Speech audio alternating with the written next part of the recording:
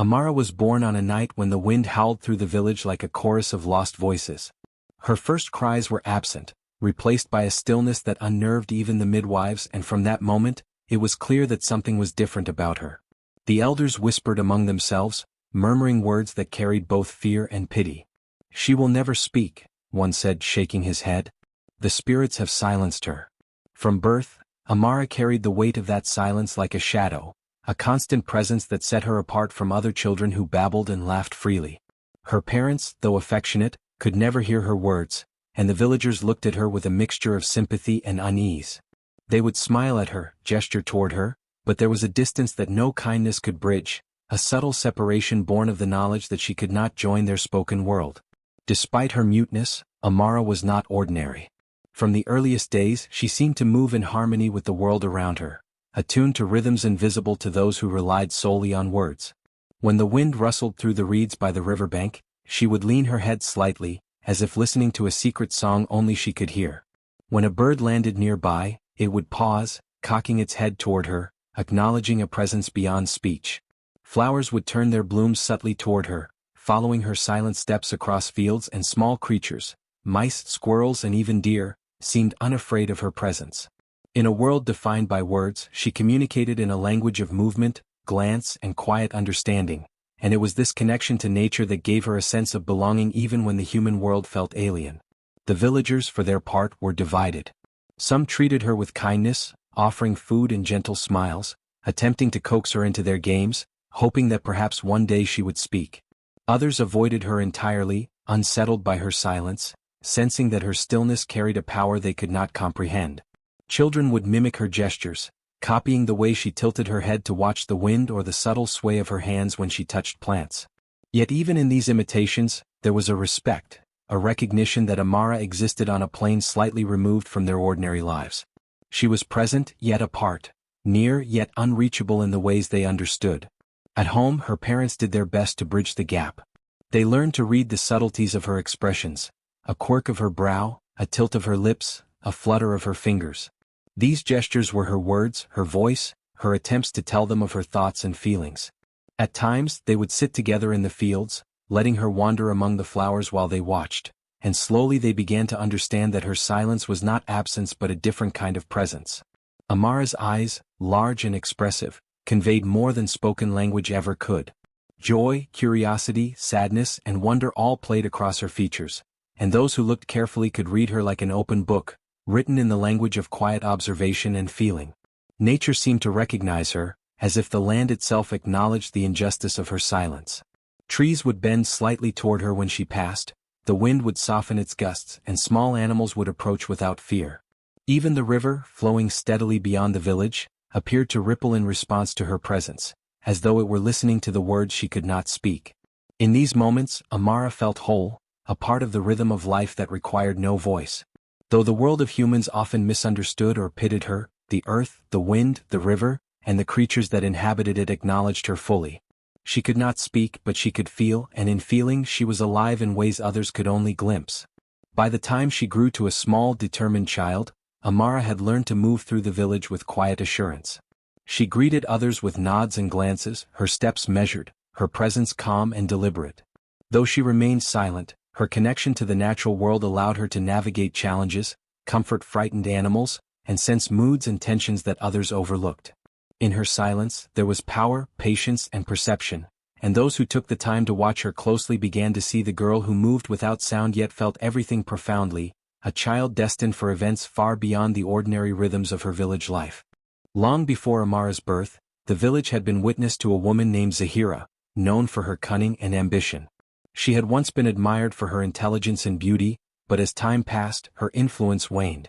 People began to pay attention to new voices, new faces, and when Amara was born, the child's serene presence and innate connection to the natural world drew admiration from everyone around her. Elders whispered of the child's calm wisdom, children followed her like a silent guide, and even adults felt a strange reassurance when she moved among them. Zahira's envy ignited like dry kindling catching flame. She had lost power in subtle ways over the years, but Amara's quiet aura reminded her of what she no longer possessed: influence and respect without effort. Unable to bear the idea that a mere infant could command such attention and reverence, Zahira sought out a forbidden path. She traveled under the cover of night to the hidden grove beyond the village, a place steeped in ancient magic that had been long forgotten by the ordinary folk. The grove was thick with twisted roots and shadowed pools, and it held a lingering resonance from the spirits who had once walked the land freely. Zahira whispered to the spirits, bargaining with their echoes and offering her own small sacrifices in exchange for power. Her words were harsh, driven by jealousy, but they carried a single insidious purpose: to silence Amara, to strip her of voice and with it the ability to influence, charm or comfort anyone around her. The curse was woven like a delicate, poisonous thread, invisible yet unstoppable. Zahira chanted the final incantations under the light of a crescent moon, invoking forces older than the village itself. Shadows curled around her hands, tendrils of energy reaching outward into the night, seeking the newborn child. By the time she finished, a faint hush had settled over the village. The animals seemed to pause mid-step, the wind softened its whisper, and even the river rippled without sound. It was as though the world had taken a collective breath in anticipation of the consequences. When Amara finally arrived in her family's home, the spell had already claimed her voice. The first cries of birth that should have filled the air never came, replaced by an unearthly silence that settled like a weight upon her small body. From the beginning the impact was clear. Amara's parents felt the absence acutely, struggling to communicate in ways that went beyond spoken words. Though their love was constant, the inability to hear their child's voice created a subtle distance, a reminder of the curse that shadowed her life. Villagers too could not help but notice the difference. Some pitied her, their sympathy creating a fragile barrier that separated her from the rest. Others whispered behind her back, wary of what they could not understand, unsure if the child was merely quiet or hiding something more mysterious. The curse isolated her in ways that were both physical and emotional. She could move among people, but she could never fully join in the world of conversation, of shared laughter, of human song. Yet the curse, for all its cruelty, did not diminish Amara's mind. Her intelligence, her keen observation, and her understanding of the world around her grew sharper, sharpened by the need to navigate life silently. She learned to read the smallest gestures, to interpret expressions, and to sense intentions without the crutch of spoken communication. Where others relied on words, she relied on perception, and through this lens she understood the nuances of human behavior more clearly than many who spoke without thinking. Her silence became not merely a limitation, but a different kind of awareness, a heightened sensitivity that allowed her to comprehend things hidden beneath the surface of ordinary life. The village's isolation of her was compounded by Zahira's continued interference. Though the witch's influence was subtle after the initial curse, whispers of fear and mistrust continued to reach the villagers, ensuring that Amara remained somewhat apart, observed but never fully embraced. Children kept their distance at first, though they were drawn to her serenity, and adults often regarded her with a mixture of admiration and unease. In her quiet moments, Amara would wander the fields and forests surrounding the village, finding solace among the trees, the birds and the flowing rivers, feeling their voices speak to her in ways human ears could not perceive. Through this connection she built strength and wisdom, learning patience, observation and the deep rhythms of life, all of which would serve her when the time came for the curse to confront its own consequences. By the time she reached early childhood, Amara had begun to understand the full weight of the curse. It had taken her voice, yes, but it had not taken her perception, her spirit, or her ability to influence the world in ways that mattered. Though isolated, she moved through life with a careful grace, learning to measure her steps, to listen with more than ears, and to see with more than eyes. The seeds of resilience, planted in the shadow of jealousy and malice, grew quietly, preparing her for a future where silence itself would become her power, and where the earth would respond not to her words, but to the force of her presence. Even in the earliest years of her life, Amara began to leave traces of her unseen power on the world around her. Though she could not speak, her presence was felt in subtle, extraordinary ways. When she walked through the fields beyond the village, flowers seemed to tilt toward her, as if acknowledging her passage. Tiny buds that had refused to open for days would unfurl quietly in her wake, leaves stretching toward the gentle sway of her hands. Grass blades bent slightly beneath her feet, rising again almost magically after each step, as though the earth itself had taken note of her movements. Animals too behaved differently in her presence. Birds would pause mid-flight, landing on nearby branches to observe her silently, while rabbits and squirrels would peek from their burrows without fear. Even the deer that grazed in the meadows would lift their heads and follow her with cautious curiosity, sensing that she carried a force beyond ordinary understanding. The villagers began to notice these occurrences, though most dismissed them as coincidence. A farmer would remark on how his crops seemed greener along the path she walked, or how a sickly flowerbed seemed to revive when she passed by. Children would follow her silently, intrigued by the way animals and plants responded to her presence, calling her quietly, the girl of the earth, among themselves. While adults attributed these changes to luck or divine favor, there were those who could not shake the sense that Amara carried with her a subtle authority that extended beyond her silent form. Her muteness, far from weakening her, seemed to enhance the way the natural world responded, creating a dialogue that required no words. Even the earth itself seemed to acknowledge her presence. Small tremors, almost imperceptible to the untrained eye, would ripple through the soil when she stepped heavily on certain patches of ground. Pebbles would shift slightly under her weight, and loose soil appeared to settle differently along her path. The villagers never saw these subtle signs directly, but farmers would remark on how the ground seemed more fertile along her routes, or how seeds planted where she walked would sprout faster than elsewhere. Amara could feel this energy beneath her feet, a steady hum that responded to her moods and movements. When she felt joy or contentment, the vibrations were gentle, reassuring. When she experienced fear or sadness, the earth seemed to tighten and contract, mirroring her emotions in silent sympathy. Animals gravitated toward her in ways that surprised even her. Cats would brush against her legs, dogs would follow her for miles, and even wild creatures seemed to sense a gentle authority in her presence. Birds would perch nearby, singing softly without provocation, and fish in the village stream would gather along the edges when she leaned over to watch them. It was as if the living world around her recognized the harmony she carried, responding instinctively to her silent guidance. Her understanding of their movements, the rhythm of their life, and the subtle cues of the environment allowed her to interact with the world in a way that others could not. Amara herself began to understand these signs as a form of language, a way to communicate and exert influence without words. She learned to walk with intention, to position her hands to encourage growth, to move through spaces in ways that promoted balance and calm. Her connection with the earth and its creatures became a source of comfort, a secret power she nurtured quietly. The villagers continued to pity her for her silence, unaware that in that very muteness, she was learning the oldest and most profound form of communication, the language of life itself. By the time Amara reached her later childhood, these small manifestations of power had become consistent. Plants leaned toward her path, animals sought her guidance instinctively, and the earth responded with subtle shifts beneath her feet. Though she could not voice her thoughts, she had discovered a language far older and deeper than speech, a language that connected her to all living things, a silent but undeniable authority that hinted at the extraordinary destiny awaiting her. As Amara grew, the extraordinary signs of her presence, plants leaning toward her path, animals following her without hesitation, and the subtle tremors beneath her feet, could no longer be dismissed as mere coincidence. While some villagers marveled quietly at her influence over nature, many began to feel unease, a creeping fear that grew with each unexplained event. Parents pulled their children away from her in marketplaces, whispering cautionary words, and elders furrowed their brows as they noticed patterns they could not explain.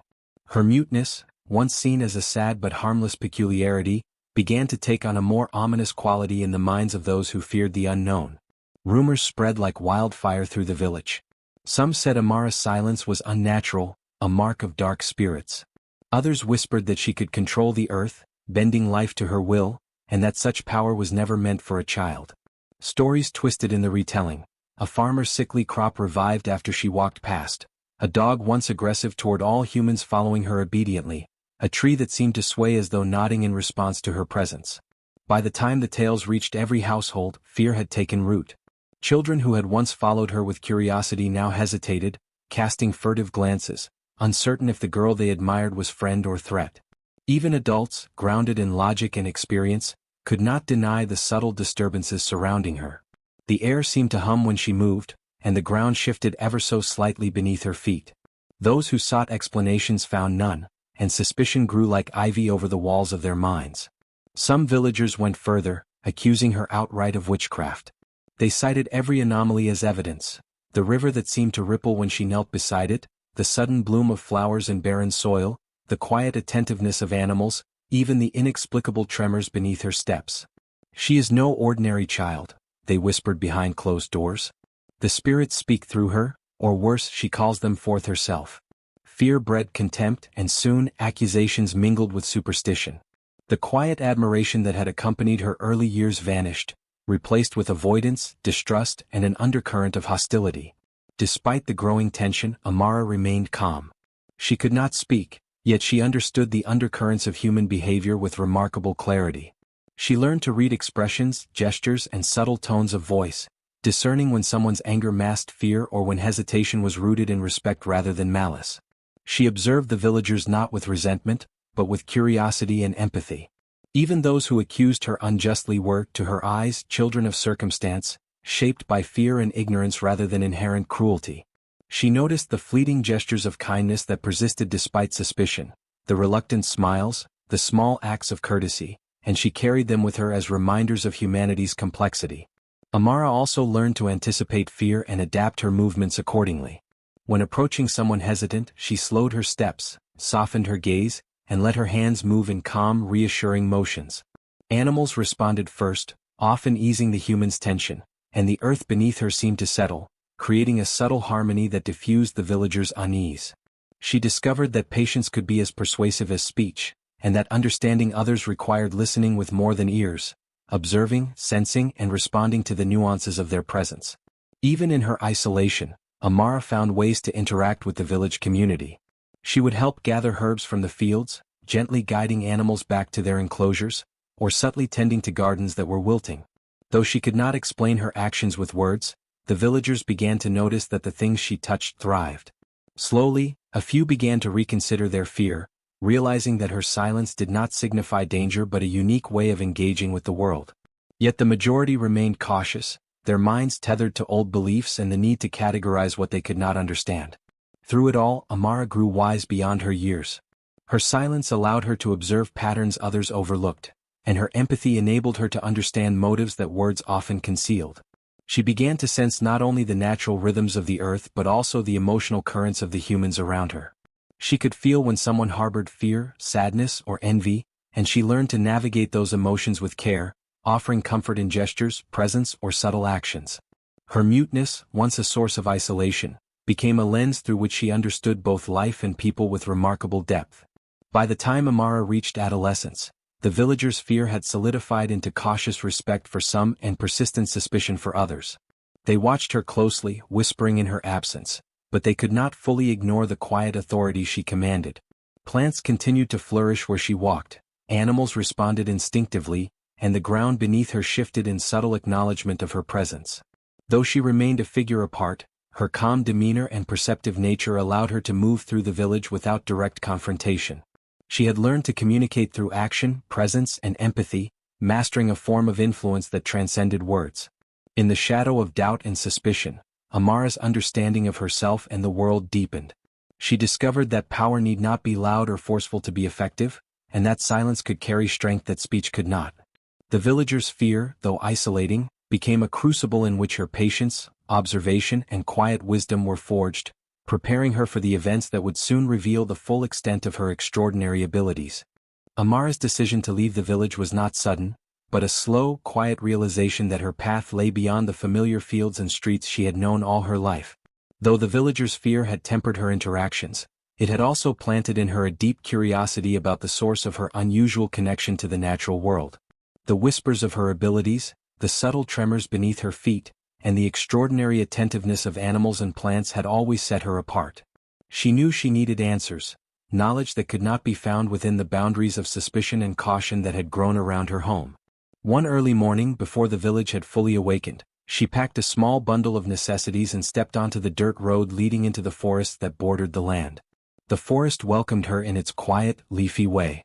Birds chirped softly in the high branches, pausing in mid-song to observe her passage, and deer peered cautiously from behind thick underbrush. The earth responded to her steps almost imperceptibly at first. Small pebbles shifted, leaves trembled, and a subtle vibration ran through the soil as if acknowledging her presence. Travelers who happened upon her path in the woods sometimes stumbled over unseen roots, startled by a sudden quake that seemed tied to her movement. Each time, Amara observed with serene curiosity, understanding the power within her but neither reveling in it nor seeking to frighten.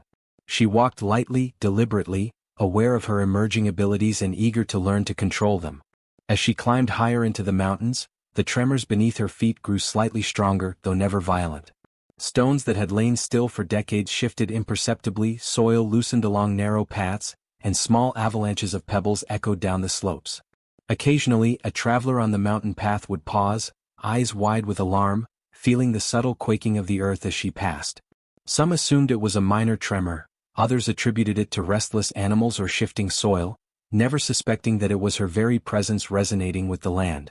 Amara sensed the vibrations of the earth as naturally as she had once sensed the wind in her village, noting where the ground was soft or brittle, where hidden dangers might lie, and where the land itself seemed to welcome her passage.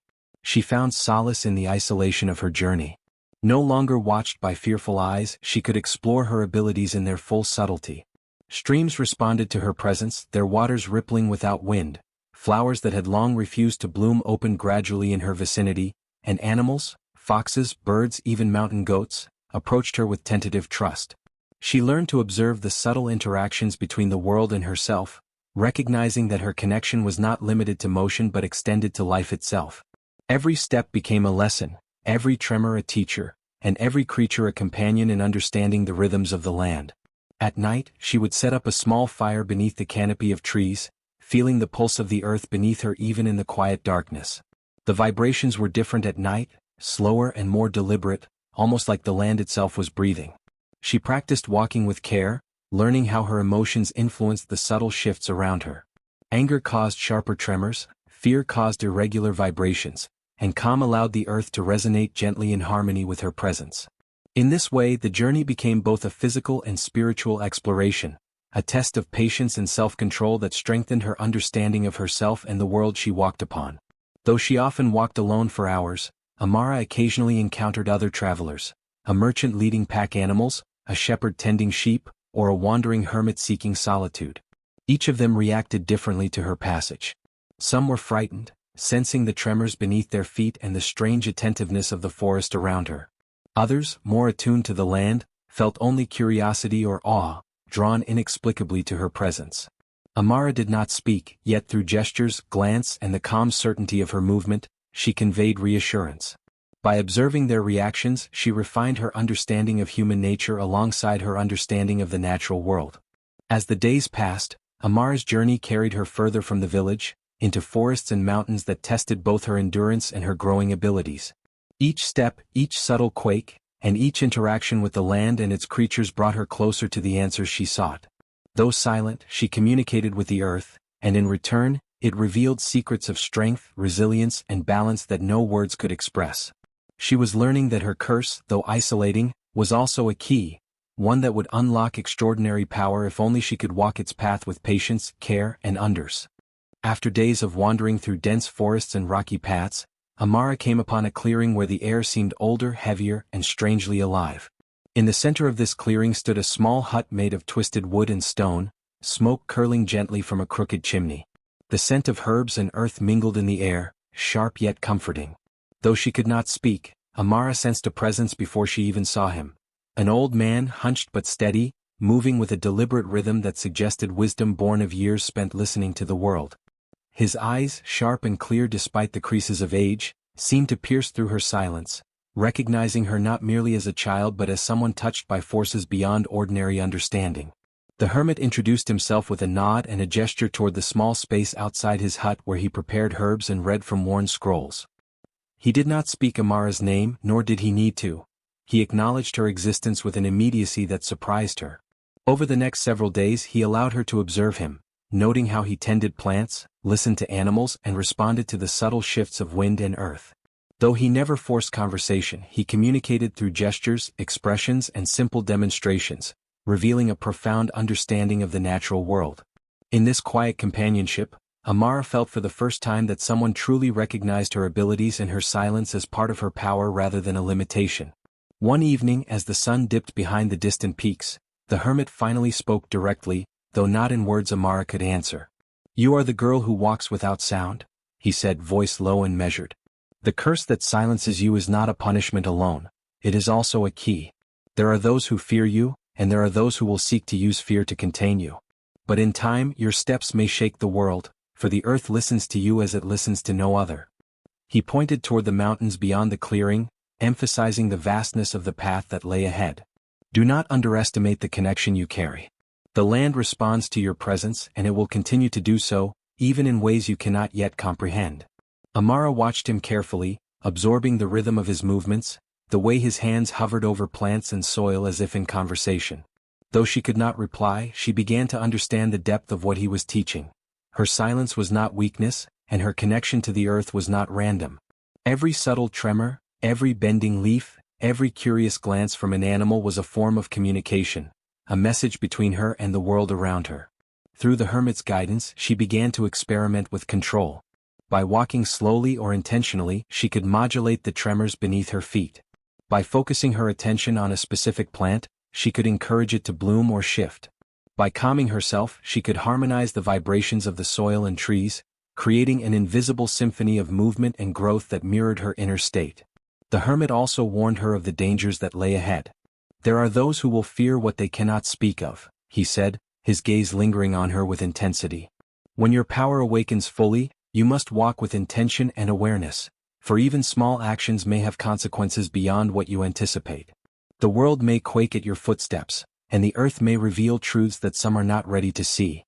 But fear not the tremors, they are part of you and you are part of them."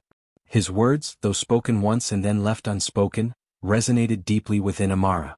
She felt the weight of responsibility settling on her shoulders, a call to master her abilities not for conquest, but for balance, understanding, and eventual justice. In the following days, the hermit introduced her to subtle exercises that strengthened her connection with the natural world. She learned to sense the tension in the soil, feeling when it was dry or unstable. She learned to listen to the patterns of wind through the trees, discerning signals in the rustle of leaves that indicated approaching storms or animals. She learned to feel the heartbeat of streams and the rhythm of insects, all teaching her patience, perception, and empathy. Though she could not speak, she discovered that her power was not limited to tremors or movement. It was a form of resonance, a dialogue between herself and everything around her, waiting for the right moment to manifest fully. By the time Amara prepared to leave the hermit's clearing, she carried with her more than knowledge of her abilities, she carried understanding. She understood that her silence was not a barrier but a channel. She understood that the earth's tremors were extensions of her own emotions and intentions. And she understood that the prophecy hinted at her destiny, a world that would feel her presence not through words, but through the very ground beneath their feet.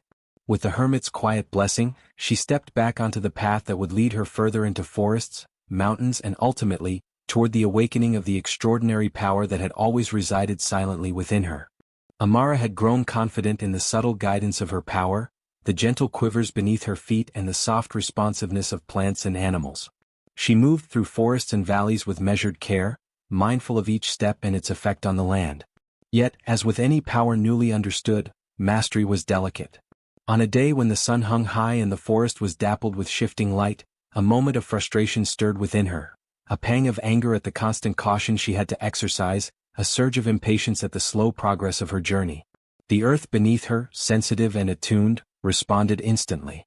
Without warning, the tremor began small, almost imperceptible, a subtle vibration beneath her feet that made the leaves shiver and the birds take startled flight. Amara froze, sensing the shift immediately, but before she could calm herself, the quake intensified. The ground shook in sync with the surge of emotion she had not fully controlled. A nearby tree, old and deeply rooted, groaned as the earth shifted around its base. Soil loosened, roots strained, and with a deafening crack, the massive trunk toppled, crashing to the forest floor with a force that sent birds scattering and startled a nearby group of villagers traveling along a distant path. The villagers who witnessed the event were thrown into panic.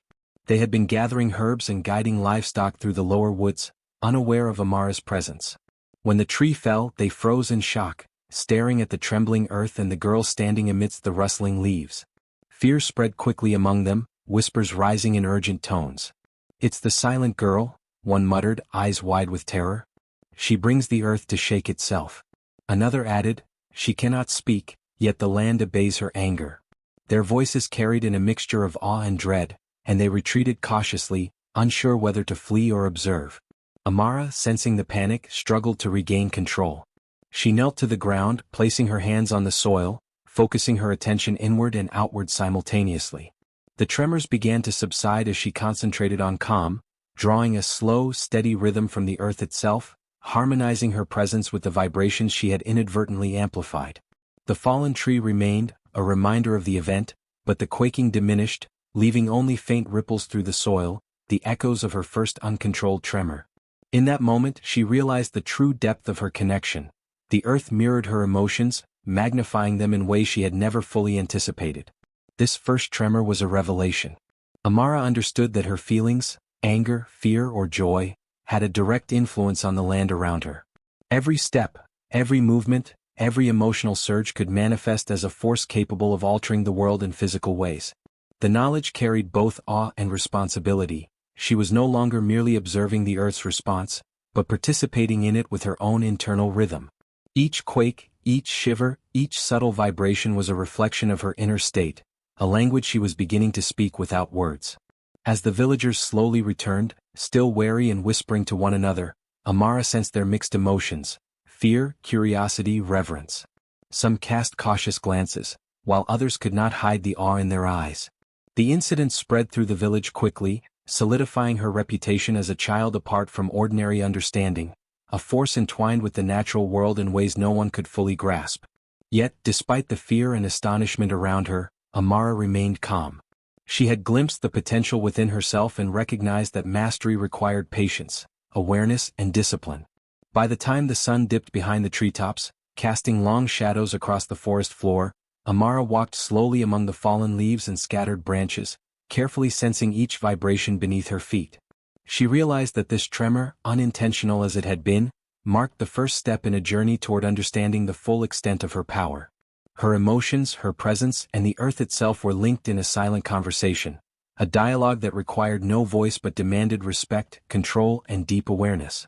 The forest, the villagers, and even the trembling ground had borne witness. Amara's power was awakening, and the world would never be quite the same again.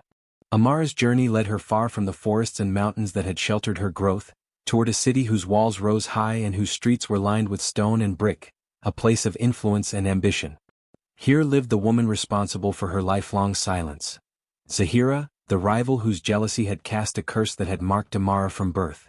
Years of observation and careful tracking had brought her to this city, and as she approached its gates, a deep sense of purpose mingled with the quiet undercurrent of her latent power. The earth beneath her feet hummed, subtle at first, as though anticipating the confrontation to come. The city streets were busy with merchants, guards, and townsfolk, all unaware of the silent girl moving among them. As Amara entered the central square, the vibrations underfoot grew stronger, imperceptible to most but detectable by those sensitive to the land's subtle rhythms. She could feel every stone beneath her, every hidden fissure, and the tension in the crowded streets amplified the connection she shared with the earth. Her calm exterior belied the storm of emotions rising within her, years of anger, sorrow, and the yearning for justice coalesced into a force she had only begun to understand. Finally, she saw Zahira standing on the balcony of a grand building, cloaked in finery and surrounded by advisors and servants. Time had not dulled her presence. She was powerful, influential, and accustomed to having her will obeyed. Yet as Amara's gaze met hers, the air seemed to thrum with anticipation. The earth responded instantly. Pavement shifted slightly under Zahira's feet, stone walls quivered subtly, and the birds circling above scattered in sudden bursts. Even the nearby fountains rippled unnaturally, as if the city itself sensed the tension radiating from the two women. Amara stepped forward, her movements deliberate, each footfall sending measured vibrations through the ground. Her anger, once subdued, now mingled with sorrow and the memory of a lifetime of isolation. The earth absorbed and mirrored these emotions, growing restless and alive beneath her. Cracks appeared along the edges of the square, and loose cobblestones shifted, startling guards and townsfolk alike. The city's inhabitants recoiled, unsure whether the ground's trembling was a natural quake or the result of some supernatural force. Zahira's eyes widened, a flicker of fear crossing her carefully composed expression. She recognized the intensity in Amara, sensed the connection between the girl and the living earth. "You have grown," she whispered, her voice trembling despite her attempts at control. "But you are still just a child. You cannot undo what I have built." Yet the words fell flat, drowned by the trembling beneath her feet, the subtle but growing quakes that reflected Amara's rising power. As Amara's emotions intensified, grief for lost years, rage at the injustice, and sorrow for the ways her life had been constrained, the earth responded dramatically. Trees lining the city streets shivered violently, fountains spilled water, and cracks widened along roads and building foundations. Birds and small animals scattered in every direction, sensing the surge of energy that radiated outward. Amara did not speak, but the earth itself communicated her fury, reverberating in a language only she could fully control. The confrontation reached its climax as Amara's presence and her connection with the land fully awakened. Pavement heaved, dust rose from the streets, and stones lifted slightly from their foundations, not to harm, but to signal the immense power she now wielded. Zahira stumbled, her pride faltering as the ground seemed to mock her authority. The onlookers, terrified and awed, witnessed a display that was not mere destruction, but the embodiment of justice and reckoning, the earth itself standing in solidarity with the wronged. Amara's gaze never wavered. She did not scream, shout, or demand vengeance. Her silence carried more weight than any words could. The trembling city, the shifting stones, and the unsettled fountains all bore witness to the awakening of her true power. Zahira fell to her knees, not from force, but from the realization that the child she had cursed was no longer constrained, that the very earth answered to her presence, reflecting every emotion and intent. When the trembling finally subsided, the city was still, awash in a tense quiet. Amara remained standing, calm yet resolute, her eyes fixed on Zahira. The rivalry that had defined her life had reached its turning point. The earth had spoken, her power had awakened, and the balance between them had shifted irrevocably. Amara had confronted the source of her pain, and in doing so, she had begun to claim the full measure of her extraordinary destiny. As Amara stood in the city square, the air thick with tension, she realized the full potential of the gift and curse she had carried all her life. Her silence, once a mark of isolation and vulnerability, had become a conduit through which the earth itself could act. Every tremor beneath her feet, every subtle vibration that had once been only a whisper of her presence, now carried the weight of justice. The ground responded to her intent, shifting and heaving in resonance with the anger and sorrow she had long contained. With a measured step forward, Amara focused her awareness, feeling the pulse of the soil beneath her, the lifeblood of the city intertwined with the land's ancient energy. The earth answered immediately. Pavements cracked along precise lines, walls shifted, and the foundations of buildings groaned as though awakening from a long slumber. Dust rose into the air, cascading down streets where merchants and townsfolk had gathered, their faces pale with fear and awe. They witnessed not a child's tantrum, but a force of nature wielded with intent, calm yet unstoppable. The structures that symbolized Zahira's pride and cruelty began to falter first. A grand balcony leaned slightly, then splintered under its own weight. Ornate doors rattled in their frames, and rooftops sagged as the ground beneath them responded to Amara's silent command. Cracks snaked through walls, revealing hidden chambers where bribes, secret deals, and dishonest deeds had been concealed for years. Gold coins, false contracts, and ill-gotten treasures spilled into the streets as though the land itself demanded transparency, refusing to let deception remain hidden any longer. Zahira's expression shifted from fear to desperation. She tried to rally her attendants to assert her authority, but the very city seemed to resist her control. Stones shifted beneath their feet, corridors narrowed unpredictably, and every attempt to flee was met with subtle quakes that unbalanced and redirected them. The earth was acting as Amara's voice, conveying her judgment with a clarity that words could never achieve. Her curse, her silence, was the channel through which balance was restored, and the message could not be ignored. Cruelty and deceit had consequences. Amara walked slowly through the trembling streets, each footfall purposeful. She did not strike, did not raise a hand, and did not utter a word, yet the earth responded with unwavering loyalty. Trees swayed, fountains overflowed, and the ground shivered in perfect harmony with her intent. Wherever she passed, false pretenses crumbled, lies were laid bare, and those who had hidden behind masks of respectability were revealed. Citizens, initially terrified, began to understand the message. This was not mindless destruction, but a reckoning, a restoration of balance long neglected. At the heart of the chaos, Zahira's own misdeeds were exposed fully. Secret passages, bribed officials, and stolen wealth became visible, spilling into the light as the land rejected deception. Her attendants abandoned her, some fleeing in fear, others too awed to intervene. Zahira fell to her knees as cracks formed beneath her, the city's foundations shaking in silent condemnation. She realized that the power she had once wielded over Amara's life was nothing compared to the force that now moved through her victim. The earth itself, guided by the quiet strength of the girl it had long recognized, enacted justice with precision and inevitability. Amara's connection with the land reached its zenith as she moved among the trembling structures. She understood that her curse was also her gift. The silence that had isolated her allowed her to become a vessel for the earth's will, translating her emotions into action that could correct imbalance and right wrongs. Each step she took was deliberate, each movement a reinforcement of equilibrium. She did not gloat, did not take revenge for petty grievances. She allowed the land to speak through her, restoring harmony and revealing truth. By the time the tremors subsided, the city had been transformed. Deceit was exposed, hidden corruption brought into light, and those who had abused power were humbled. Citizens looked upon Amara with awe, no longer perceiving her as a powerless silent girl, but as a guardian whose connection to the earth demanded respect and reverence. The square, once a symbol of Zahira's dominance, now stood as a testament to the quiet authority of the one who walked without sound, yet whose presence resonated with the strength of the land itself. Amara paused in the center of the square, feeling the steady pulse of the earth beneath her, calm and alive. She understood, finally, that her curse had never been a limitation. It had been a preparation, a conduit for justice, and a means to restore balance wherever it had been disrupted. The earth had acted through her, revealing truths and enforcing accountability, and in that realization, Amara embraced her destiny as a silent yet unstoppable force of harmony.